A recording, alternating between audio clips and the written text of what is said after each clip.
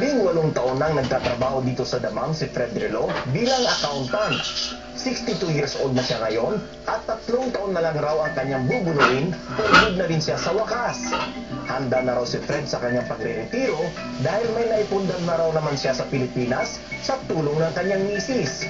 Mayroon akong 2 bahay na paupahan at yun ang maaaring magiging pagkakitaan ko na kung ako'y tumigil man bukod doon sa magiging pension ko sa SS. Maswerte raw si Mang Fred sa kanyang misis dahil siya ang nag-isip at nagpursiging mag-invest para sa kanilang retirement. Lingid sa kanyang kaalaman, sa bawat pagpapadala niya ng pera sa Pilipinas noon, ay naglalagak na rin ang kanyang asawa para sa retirement insurance ni Mang Fred. Maliban sa insurance, ay nakapag-invest na rin silang mag-asawa sa real estate. Sa ngayon, pinaghahandaan na rin ni Mang Fred ang pag-aaral ng kanyang nag-iisang apo. Maglalaan daw siya ng pera para sa educational plan nito.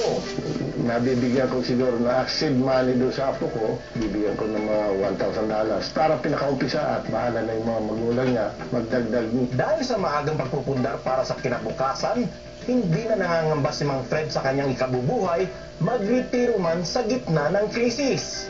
Dito naman sa Riyadh, single pa ngunit tutok na si Philip Viado sa pag-i-invest sa life insurance. 16 na taon na siyang nagtatrabaho dito bilang recruitment specialist. At malayo pa man ang planong pagre-retiro, naglalaan na si Philip ng $800 kada taon para sa kanyang insurance premium. Pagmamahal daw sa kanyang mga kapatid at ina ang nag-udyok sa kanyang kumuha ng life insurance. Well, actually, it's all started nung namatay talaga yung father ko. Tapos nakarealize ako na mahirap pa sa mga maiiwan. Kasi yung financial burden, nakakaawa sa kanila. So, I took it upon myself na talagang kumuha talaga ng isang life insurance para sa kanilang anak. Ayon kay Philip, matanda na ang kanyang nanay at special child pa ang isa sa kanyang kapatid.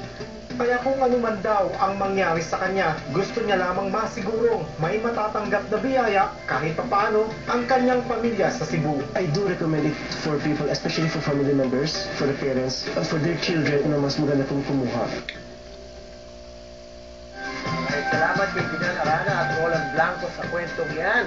At syempre kasama pa natin si Ms. Emily Kiko, ng Financial Planner at Investment Solicitor na tumutulong sa atin ngayon na magkaroon ng wise investment choices. Tulad ng nakita natin sa mga naging desisyon sa buhay ng ating mga kababayan na sina Fred at Philip na worry-free na sa kanilang retirement. So, these two, pinag-usapan ng retirement at yung kakakita natin insurance. Gaano ko importante po ba itong dalawang ito?